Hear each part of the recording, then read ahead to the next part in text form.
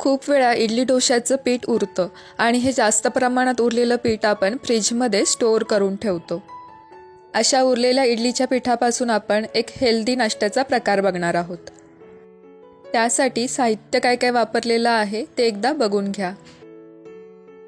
तुमच्याकडे पण इडलीचं पीठ जर उरलं असेल किंवा डोसे आणि इडली खाऊन जर कंटाळा आला असेल तर वेगळा पदार्थ काय करायचा असा प्रश्न पडला असेल तर हा पौष्टिक पदार्थ नक्की ट्राय करून बघा. सगळ्यात आधी पॅनमध्ये तेल घातलेलं आहे. तेल गरम झालं की त्याच्यामध्ये मोहरी घालायची. मोहरी तडतडली की त्याच्यामध्ये कढीपत्ता आणि जिरं घातलेलं आहे. 8 ते 9 हिरव्या मिरच्या घातलेल्या आहेत. बारीक किसलेलं गाजर घातलेलं आहे आणि मटार घातलेले आहेत. तुमच्याकडे शिल्लक असलेल्या भाज्या किंवा तुम्हाला आवडत असणाऱ्या भाज्या तुम्ही ह्याच्यामध्ये घालू शकता. आता अर्धा चमचा हळद घातलेली आहे. 1 चमचा लाल मिरची पावडर घातलेली आहे. 1 चमचा धणेपूड घातलेली आहे. हे सगळं छान 1 ते 2 मिनटं व्यवस्थित परतवून घ्यायचं. गॅसची फ्लेम ही मीडियमच ठेवलेली आहे.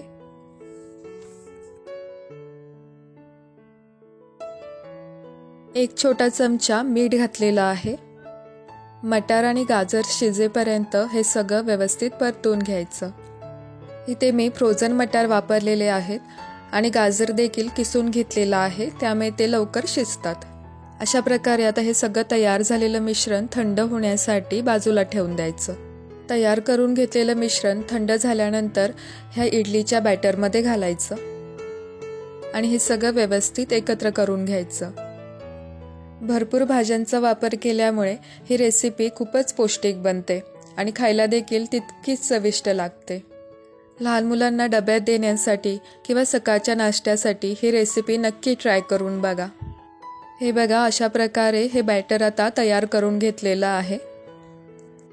एखाद्या ताटलीला, डिशला किंवा ढोकळ्यासाठी आपण जो ट्रे वापरतो त्याला तेल लावून घ्यायचं आणि ह्यामध्ये हे तयार केलेलं मिश्रण घालायचं. ह्या रेसिपीमध्ये आपण सोडा किंवा इनोचा अजिबात वापर केलेला नाहीये, तरी पण खूपच सॉफ्ट आणि स्पॉन्जी असा हा पदार्थ तयार होतो आणि भरपूर प्रकारच्या भाज्या घातल्यामुळे खायला देखील हेल्दी आहे.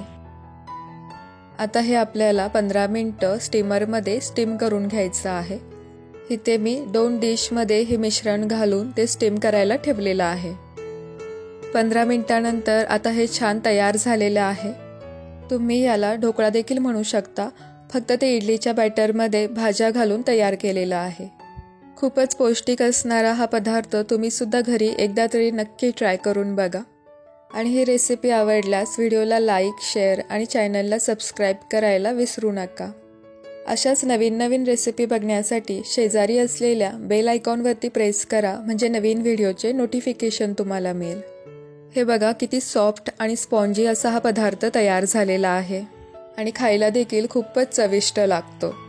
खाताना त्याच्यामध्ये भरपूर प्रकारच्या भाज्या घातलेल्या आहेत हे कळून देखील येत नाही.